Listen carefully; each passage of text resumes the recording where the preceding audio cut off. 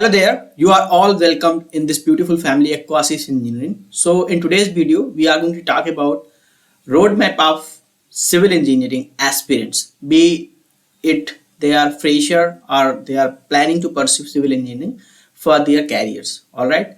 So, आज इस topic पे इसलिए बात करेंगे क्योंकि बहुत सारे हमारे जो फ्रेशर सिविल इंजीनियर्स हैं या जो बच्चे परस्यू करने की कोशिश करते हैं सिविल इंजीनियरिंग, उनको clear cut guidance initial stage पे नहीं मिल पाता है और उनका ग्रेजुएशन भी कंप्लीट हो जाता है, फिर उनको जॉब नहीं मिल पाती है। ऑलराइट, तो मैं अपने बारे में बताना चाहूँगा, जो लोग मुझसे कनेक्टेड हैं उनको पता होगा मेरे बारे में। I am a civil engineering graduate. I graduated in 2020 from NIT Manipur. I have more than 3.5 plus years of experience in L&T construction. Currently, I am pursuing my master's in construction technology and management in IIT Delhi. All right. So that's all about me. So अब हम बात करेंगे basically. All right. तो चाहे तुम fresher हो, चाहे pursue करने की ट्राई कर रहे हो, ये वीडियो बहुत ज़्यादा इंपॉर्टेंट होने वाली है. So be with me till the end of the video. You'll get so many information. And if you are new here, please be the part of this beautiful family. All right.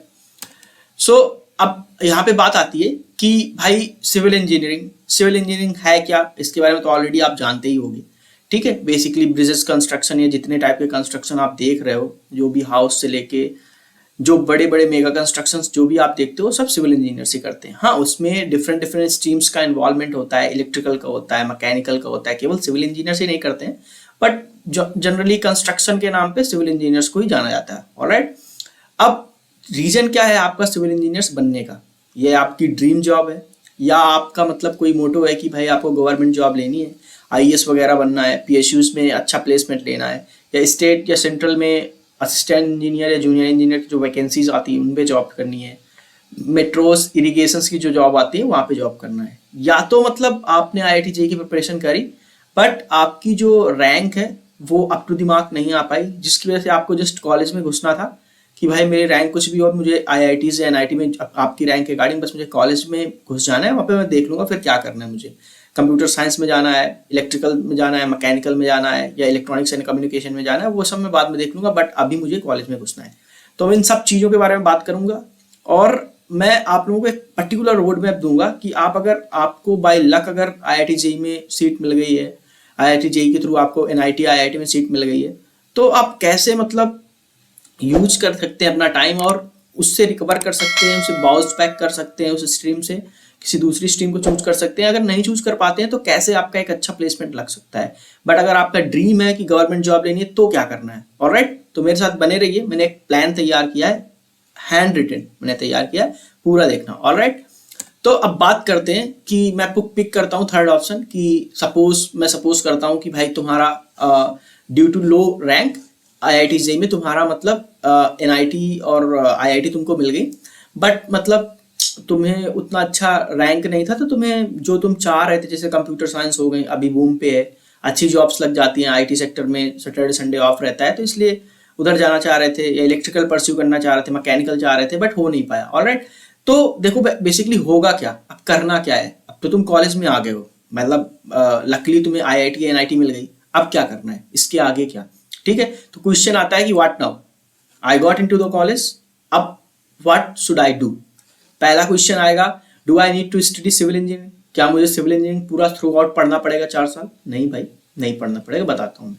Is there any chance I can switch my stream, कि मतलब मैं civil engineer से mechanical में जा सकता हूँ, electrical में जा सकता हूँ, या कंप्यूटर साइंस में जा सकता हूँ, या मुझे कंप्यूटर साइंस में ही जाना है। बहुत सारे बच्चों जो अभी नई जनरेशन आ रही है उनको कंप्यूटर साइंस में ही जाना है, उनको तगड़ा पैसा छापना है। ठीक है, कोई भी सिविल इंजीनियरिंग नहीं करना चाहता है क्योंकि भाई प्लेसमेंट नहीं है, उतनी अच्छी जॉब अपॉर्चुनिटीज आफ्टर ग्रेजुएशन नहीं है, अगर आपने अच्छे डायरेक्शन को फॉलो नहीं किया है। ऑलराइट, आपका placement as compare to other branches like computer science हो गया, इलेक्ट्रिकल हो गया, इलेक्ट्रॉनिक्स एंड कम्युनिकेशन होगा, उनकी अपेक्षा आपका जो प्लेसमेंट होगा लगेगा भी तो बहुत कम का लगता है। ऑलराइट, तो अब देखो यहाँ पे स्केप प्लान के बारे में बेसिकली आप सोच रहे होगे। तो स्केप प्लान क्या है कि आपको चिंता नहीं करना है। फर्स्ट ईयर में जो सेमेस्टर 1 और 2 होते हैं उसमें सभी स्टूडेंट्स का, all students are being taught same subject, सबको सेम सब्जेक्ट पढ़ाए जाते हैं। बट तुम्हारा अगर मोटो है कि नहीं भाई मुझे ब्रांच स्विच करना है, तो इस फेज पे आपको फिर मस्ती नहीं करना है। यहाँ पे बच्चे क्या करते हैं कि काफ़ी हार्डवर्क या हसल के बाद जब उन्हें IITs एंड IITs मिलती हैं तो वो पढ़ना बंद कर देते हैं। यहाँ पे आपको अपना CGPA बनाना है, आपको देख लेना है कि आप IITs में तो मोस्टली बच्चों का जो फर्स्ट ईयर में होता है ना वो 9.8 10 पूरा दहला मार देते हैं। तो आपको ध्यान रखना है कि एक ही 2-3 बच्चों को जो होता है ब्रांच स्विच होती है, ठीक है। और मोस्टली बच्चे इलेक्ट्रिकल या इलेक्ट्रॉनिक्स एंड कम्युनिकेशन या फिर मैकेनिकल में बहुत कम जाते हैं, या तो फिर कंप्यूटर साइंस में जाना चाहते हैं। तो बहुत रेयर चांसेस होते हैं कि ब्रांच आपकी चेंज होती है। अगर चेंज करना है तो आपको CGPA अपना जो है वो अराउंड 10 के लगभग मेंटेन करके रखना पड़ेगा, तभी आपकी ब्रांच चेंज होगी। सपोज आपकी ब्रांच चेंज नहीं होती है, तब आप क्या करना है, आप उतना मतलब नहीं एफर्ट डालना चाहते हैं, मस्ती भी करना चाहते हैं फर्स्ट ईयर सेकेंड ईयर। अब आपको क्या करना है, आपने मोटो बना रखा है कि ठीक है भाई मैं सिविल इंजीनियरिंग पढ़ लूंगा, कोई दिक्कत नहीं है, बट आपको फर्स्ट ईयर में ही कंप्यूटर साइंस में इंटरेस्ट दिखाना है। वहाँ पे आपको कंप्यूटर साइंस का जो सब्जेक्ट होगा उसको चूज करना है। जब भी वो तुम्हारे सेमेस्टर में जिस भी सेमेस्टर में आएगा उसको वाइजली पढ़ना है। जो भी बेसिक लैंग्वेजेस आपको पढ़ाई जाएंगी, C++ से स्टार्टिंग होती है, जावा, पाइथन, आर, फिर जो एक्स्ट्रा आपको पढ़नी है मतलब जो भी होता है आप पढ़ते रहिए, alright, as per your expertise, as per your interest, alright. अब एस्केप प्लान क्या है भाई, यही है कि देखो तुमको उस कंप्यूटर साइंस में अपना इंटरेस्ट लाना पड़ेगा क्योंकि आपको कंप्यूटर साइंस ही लेना था। अब क्वेश्चन ये आएगा, ठीक है भाई मेरा इंटरेस्ट तो कंप्यूटर साइंस में आ गया, अब मैं being enrolled from for civil engineering can I pursue CSE, क्या मैं CSE परस्यू कर सकता हूँ? यस भाई, तुम IITs और NITs में हो, तुम्हें कोई बॉदर नहीं करने वाला है, बट जिस स्ट्रीम में हो उसमें आपको पास होते रहना है, और उसके बाद तुम क्या इलेक्टिव ले रहे हो, क्या कोर्स कर रहे हो, nobody is going to bother you, alright.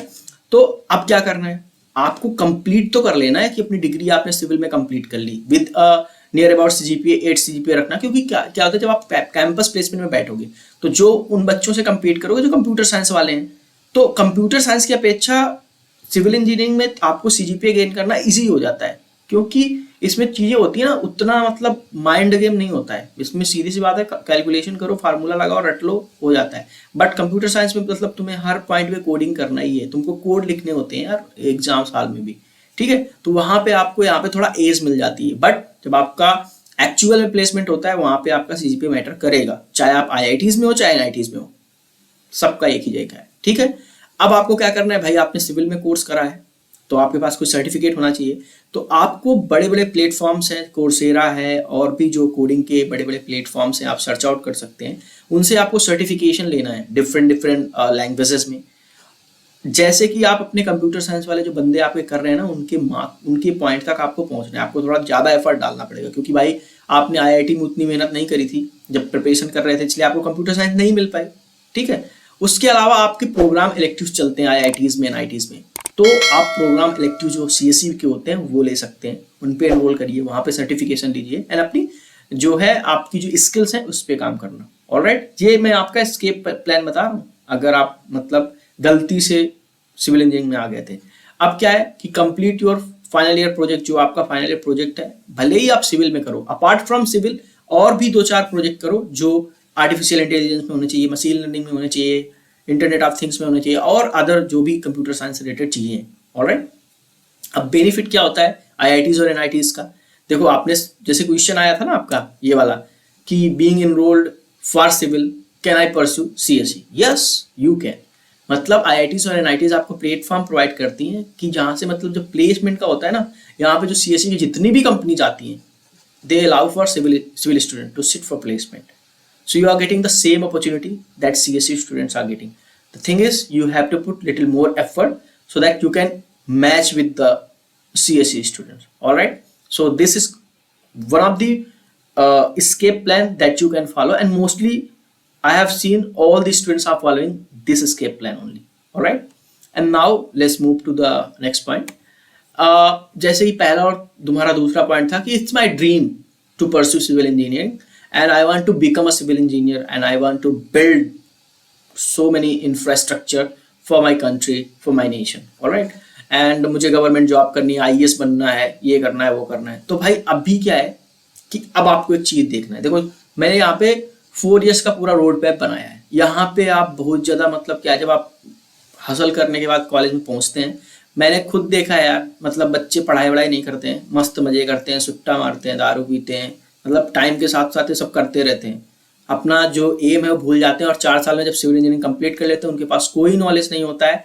And then जब निकल जाते हैं उसके बाद फिर गेट ईएससी में जाते हैं। तो भाई तुम 22 साल के तो हो गए, बीटेक कर लिया, उसके बाद तुम 2 साल गेट में मराओगे, ईएससी में मराओगे, होगा भी कि नहीं होगा, क्योंकि मेंटली उतना प्रिपेयर नहीं होगी। किसी किसी का हो जाता है भाई, लग नहीं होता है तो फिर सिविल इंजीनियर्स रह के कि भाई ठप्पा लग गया कि मेरी जॉब नहीं लगी, सिविल इंजीनियरिंग करी थी मैंने, क्योंकि आपने रॉन्ग पाथ चूज किया। अब मैं बता रहा हूँ, अगर आपने वीडियो को यहाँ तक देख रखा है इसको देख लो, क्योंकि nobody is going to tell you the truth यार।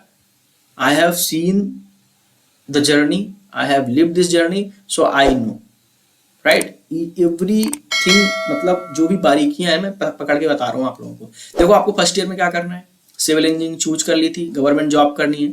अभी आप क्या करना है कि सबके सब्जेक्ट जो होंगे 12th स्टैंडर्ड के, वही जो आपने आईआईटी जेईई वगैरह तैयारी करके आए वही रहते हैं, तो बेसिकली वो तो कर ही लोगे। उसके बाद आपको टाइम नहीं वेस्ट करना है एक्स्ट्रा करिकुलम एक्टिविटीज में। भाई ठीक है थोड़ा बहुत खेलने में, स्पोर्ट्स एक्टिविटी में भाई भाग लो, तुम सिंगिंग करो, जो भी कॉम्पिटिशन है वहाँ पे, लेकिन focus on your quant, English, reasoning and GK GS. क्योंकि अगर आप आईएएस की तैयारी करोगे, स्टेट गवर्नमेंट एई जेईई की तैयारी करोगे, तो भाई वहाँ पे आपको क्वांट, रीजनिंग, जीके जीएस आने ही वाली है। क्वांट सेक्शन ठीक है भाई, आपने आईआईटी तैयारी करी तो हो जाएगा, बट बहुत सारे बच्चों को मैंने देखा है कि उनका इंग्लिश सेक्शन अच्छा नहीं होता। जीके जीएस तो भाई टेक के हम बच्चे होते हैं, होता ही नहीं, मेरा भी खुद का ही नहीं है। And then improve your communication skill, because in all the government exams, mostly IAS, PSU's exams and then AE exams, you have to go through this HR round and interview round, technical interview round. So if you don't have the proper communication, you may lose your seat. All right. So यहाँ से आपको ये चीजें कर लेनी है first year में, और उसके बाद आपको कंप्यूटर की जो हैंडलिंग स्किल्स होती हैं उन पे काम करना है। बेसिकली कंप्यूटर को कैसे हैंडल करना है, चीजें कैसे क्या करनी है। अब सेकेंड ईयर पे आते हैं। देखो सेमेस्टर वाइज आपको कोर्सेज जो भी सब्जेक्ट हैं वो सेमेस्टर वाइज कंप्लीट करते जाना है, और उनका मतलब जो आपको नोट्स बनाने हैं ना वो आईएएस और गेट के हिसाब से बनाने हैं। ये नहीं कि भाई आप कोर्स कंप्लीट होने के बाद फिर से गेट और आईएएस की कोचिंग लो रहा, नहीं। उसी समय मेडिजी हो गई टॉप, मतलब यार मेडिजी तो बहुत महंगा है, अदर टॉप इंस्टीट्यूट है, ऑनलाइन कोर्सेस, वहाँ पे कोई गेट और ईएससी का कोर्स उठा लो, वहां से ही अपना तैयारी स्टार्ट कर दो। भाई वहीं से स्टार्ट करना है, मुझे 3 साल का टाइम मिलता है, इसीलिए सिविल इंजीनियरिंग एक बड़ा कोर्स है। कोई भी इंजीनियरिंग एक बड़ा कोर्स होता है, देख लंबा ड्यूरेशन मिलता है आपको, वहीं से आप तैयारी करोगे तो आपको जो चौथे साल में आओगे ना, आप जॉब भी अप्लाई करोगे और चौथे साल में एज अ फ्रेशर 22 ईयर्स में आपके पास एक गवर्नमेंट जॉब होगी। यार मेरे पास कोई डायरेक्शन नहीं था, there was no road map and nobody was there even on YouTube platforms to tell me the right things. सभी आते थे वही डिप्लोमा वाले, ये सब मतलब चूतिया बना के चले जाते थे, ठीक है। एंड थर्ड सेमेस्टर क्या है कि apart from your semester subject courses, do get an internship, ताकि तुम्हारे पास इंडस्ट्रियल एक्सपोजर हो जाए। Let's suppose you are going for IAS interview, cracked IAS pre and mains in your first attempt just after graduating your college, right?